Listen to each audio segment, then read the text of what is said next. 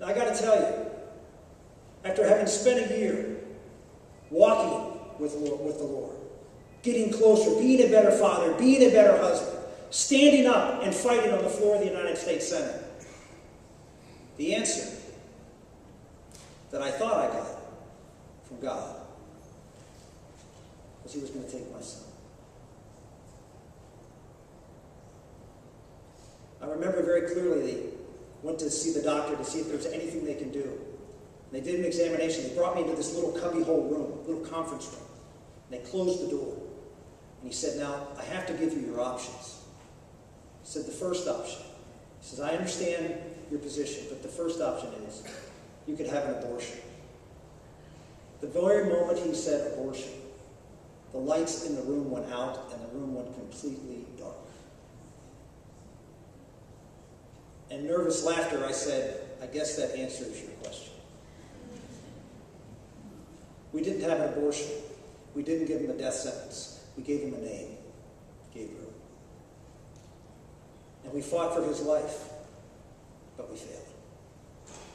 He was born premature as a result of an infection in utero. He lived 2 hours. I got to hold him for 2 hours. I got to love him for 2 hours.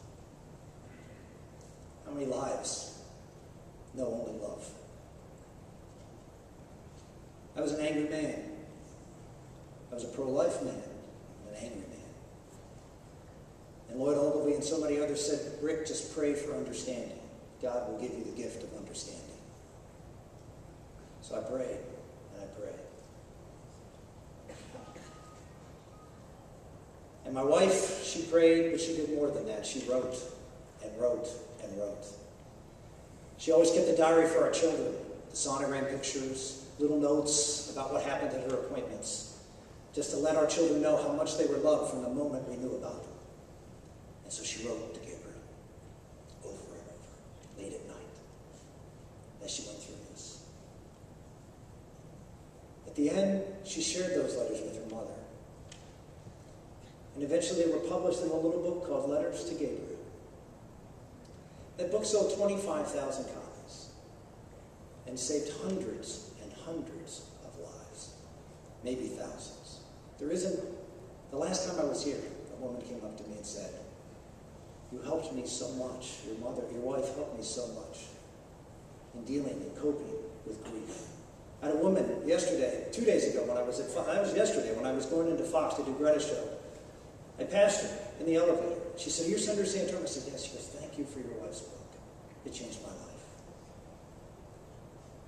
God will be faithful if you are faithful. Let me tell you one other faithful story from that time. It was during the debate as Karen was carrying that child. And she wrote this at the end of her book. During the partial birth, this is quoting her book, during the partial birth abortion debate, a senator was thanking the women who had had partial birth abortions for coming forward with their stories. This is Barbara Boxer, by the way. She said they are crying. They're crying because they don't understand how senators can take away an option. They're crying because they don't believe that those senators truly understand what this meant for their families. Again, this is a letter to my son, Gabriel. Daddy said in response, quote, the senator said she hears the cries of women outside this chamber.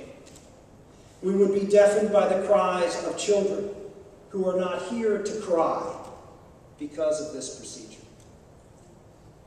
The Washington Post described what happened next. This is quoting the Washington Post.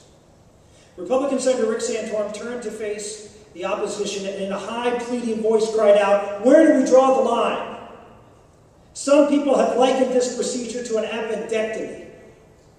That's not an appendix, he shouted, pointing to a drawing of a fetus. This is not a blob of tissue, it's a baby. It's a baby. Washington Post. And then impossibly, in an already hushed gallery, in one of those moments when the floor of the Senate looks like a stage set, with its small wooden desk somehow too small for the matters at hand, the cry of a baby pierced the room. echoing across the chamber from an outside hallway. No one mentioned the cry. But for a few seconds, no one spoke at all. My wife concluded her book by saying, "A coincidence, perhaps. A visitor's baby was crying just as the door to the floor of the Senate was opened, then closed. Or maybe it was the cry from the son whose voice we never heard, but whose life has changed us forever. God will be faithful."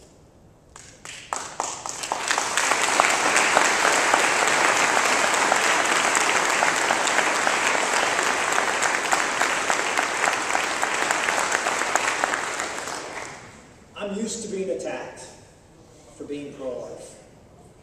In fact, after I started to do the things that I've just talked about, all the newspapers in my state started to refer to me, to the point that my children actually thought my first name was Ultra, because it was the ultra-conservative senator from Pennsylvania. That's what happens when you stand up, so I'm used to it. And I understand how people who are on the other side of this issue, so many of them wounded by the tragedy of abortion, so many of them in pain, that we cannot be angry with them. We need to pray for them. We need to love them. We need to support them. And those on the other side who attack, who say, "I'm not pro-life enough," I appreciate their zealotry. I love their commitment. And I will not criticize them for holding anybody to the highest standard. And look, I make mistakes. In 2004, as you heard in the robocall, I endorsed Senator Arlen Specter for re-election. That was against the advice of my wife. You would think after 20 years, I would know better. But I was wrong, in retrospect. Now, the odd thing is, I actually did it for the pro-life cause. I had lots of reasons not to support Arlen Specter. Trust me, it wasn't just the abortion issue. But the reason I did was because he gave us a promise as chairman of the Judiciary Committee, as we had a one-vote majority in the Senate, to support 2 Supreme Court picks that the president was going to have after 2004. Justice Roberts and Justice Alito. Good intentions, not always a good result. Now let's go and talk. Steve has asked me, Steve said, "Look, I want you to go up here and encourage people." Well, I don't know if I've encouraged you or not, but I want to encourage you. I want to encourage you that God has called you here. That's why you're here. You're not here for any other reason. That you have been called to be here. You've been called to serve. Now, I know a lot of you serve in a lot of different capacities. There's campaign workers. There's people who work in the pro-life cause here in Iowa, the epicenter of the marriage movement in this country.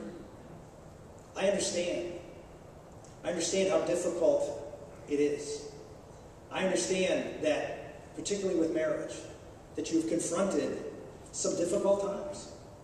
We're going through the same thing in Pennsylvania. We didn't have the court impose marriage on us, but we've tried to pass a constitutional amendment in Pennsylvania. We have the same laws with respect to constitutional amendments as Iowa does. And we've had a hard time getting it passed. And I know it is frustrating. And I know there's a lot of other frustration out there as you come here tonight.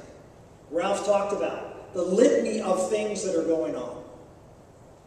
What's the takeover of our economy with crony capitalism, European-style socialism. There was a survey done in America, and they asked Americans, how do you succeed in America? And what most Americans say is, hard work, good ideas, thrift, all the merit, all the things that you would think when you think of success in America. Americans said, yep, it's a meritocracy. You ask that question in Europe, you ask that question in Italy or the Netherlands, first thing they say, who do you know in the government? What's your family's name? What connections do you have? That's why European socialism is failing.